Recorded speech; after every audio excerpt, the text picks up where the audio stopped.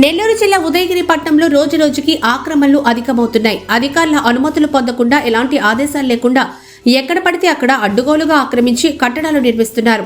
ఖాళీ జాగా కనిపిస్తే చాలు అది ప్రభుత్వమైన ప్రైవేటుదైనా ఆక్రమించేస్తున్నారని ఆరోపణలు గట్టిగా వినపడుతున్నాయి. తాజాగా శివాలయం ప్రక్కనే హైస్కూల్కి వెళ్లే మార్గంలో 3 సెంట్ల భూమిని రాత్రికి రాత్రి పెకలించి చదును చేశారు కొందరు. ఇలా 1 కాదు 2 కాదు, పట్టణంలో ఎక్కడ చూసినా ఇదే దుస్థితి నెలకొందని స్థానిక ప్రజలు చర్చించుకుంటున్నారు. ఉన్నతాధికారులు స్పందించి ఆక్రమణలకు గురవుతున్న స్థలాలపై ప్రత్యేక దృష్టి సారించాలని స్థానికులు కోరుతున్నారు. ఈ సందర్భంగా డిప్యూటీ తహసీల్దార్ షాజియా స్టార్ 9తో మాట్లాడుతూ అక్రమాలకు గురవుతున్న స్థల సమస్య మా దృష్టికి వచ్చిందని, రికార్డు ప్రకారం రెవెన్యూ సావిడిగా గుర్తించామని, అక్కడ బోర్డు కూడా ఏర్పాటు చేస్తామని, ఎవరైనా ఉల్లంఘిస్తే చర్యలు తప్పవని హెచ్చరించారు.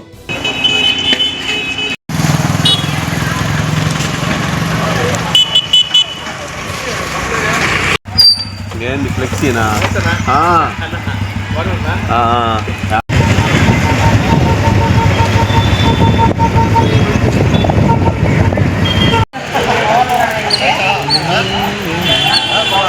ఏం భాష